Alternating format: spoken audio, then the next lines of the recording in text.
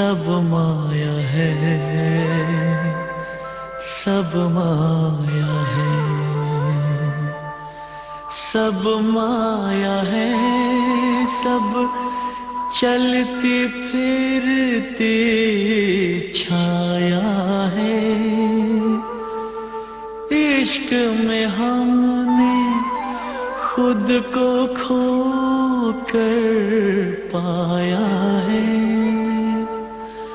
तुमने कहा है इश्क ने जो फरमाया है।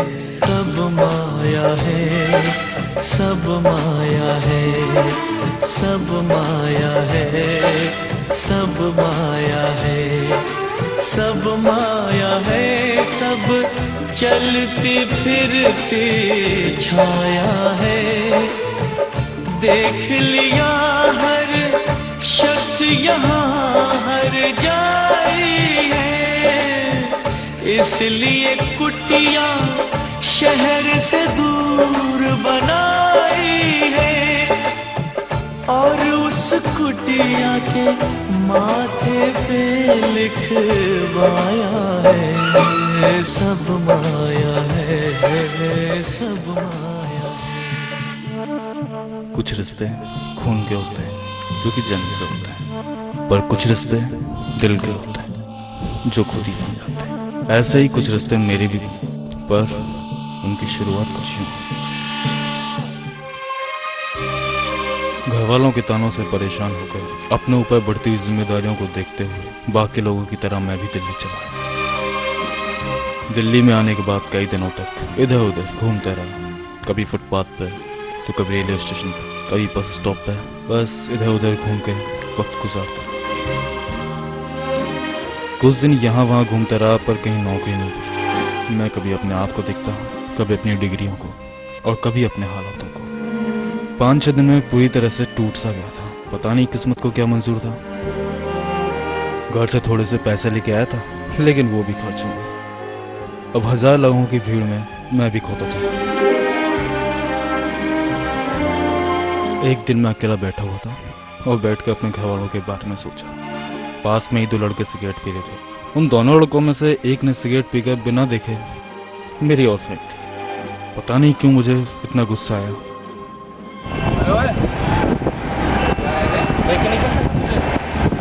बहुत ज्यादा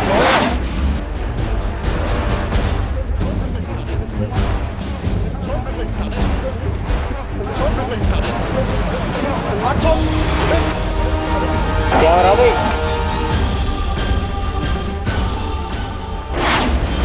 क्या हो रहा भाई? क्यों मार रहे थे? कुछ नहीं भाई, ऐसे ही बस वो खड़े थे, बाकी कुछ नहीं है। खड़े थे बस, प्यार से। 2 जने एक को मार रहे हो? नहीं नहीं भाई, मारना वारना कुछ नहीं है, ऐसे ही खड़े थे बस।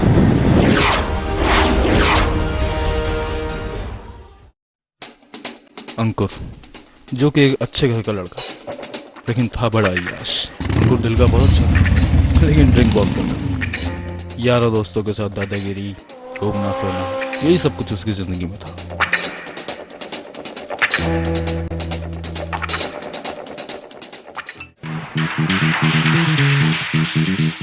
उस दिन अंकुर के दोस्त मुझे अपने साथ ले गए।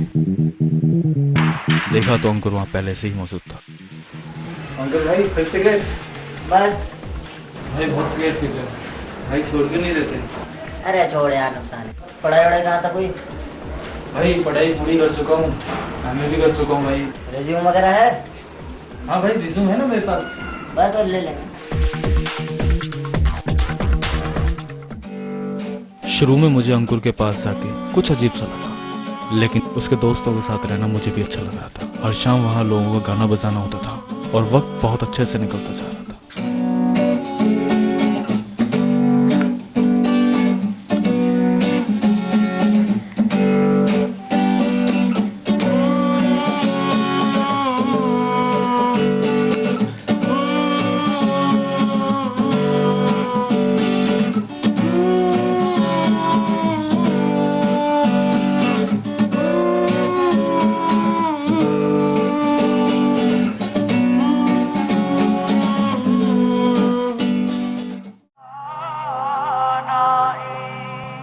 अंकुर सुबह से शाम तक बस नशे का आदी सा होता जा रहा था।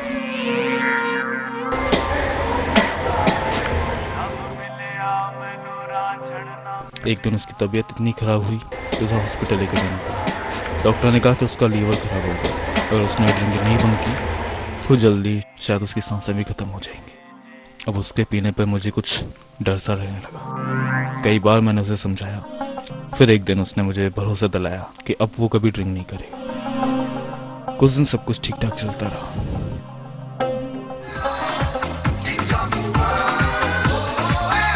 अपने जहां के हम बादशाह हैं, मस्ती भरा ये अपना जहां है।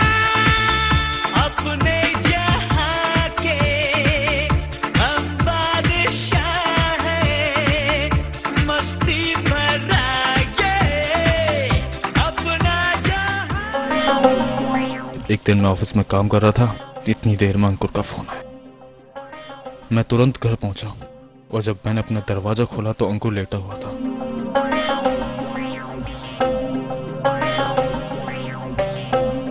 मैंने उसे उठाया लेकिन वो उठ नहीं पा रहा था। लाख कोशिशों के बावजूद भी मैं अंकुर को उस नशीले दलदल से नहीं निकाल पा रहा था। मेरे पास वक्त कम था और फैसले की घड़ी भी नजदीक थी, लेकिन वो कहते हैं ना, कमल तोड़ने के लिए कीचड़ में पैर रखना ही पड़ता है। बस अब मैं भी फैसला ले चुका था।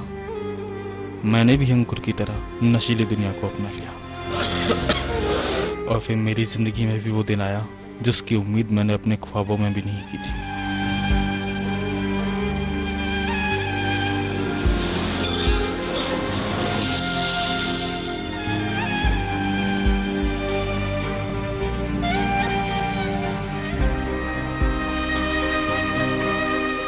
क्योंकि अंकुर अभी तक उसी स्थिति में था।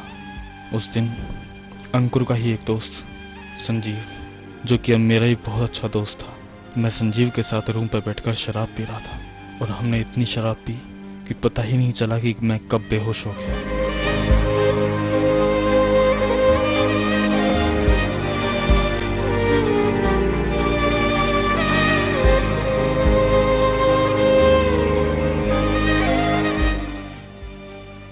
और जब मेरी आंखें खुली तो मैंने अंकुर को अपने पास बैठा हुआ पाया।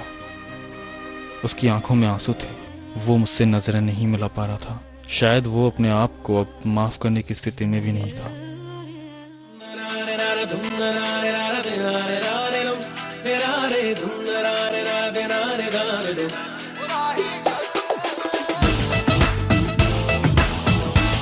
जिंदगी का सफर अजनबी अजनबी, सांसों की रह गुजर अजनबी। ना तुझे है खबर ना मुझे है खबर, चल रहे हम मगर अजनबी।